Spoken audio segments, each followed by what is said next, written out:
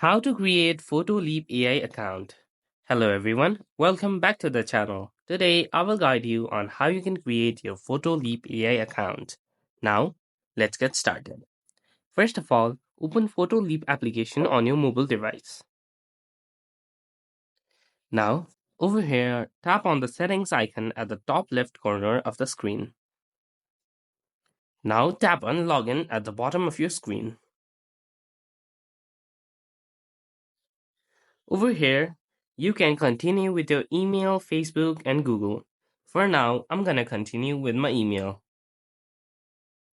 Type in your email address over here.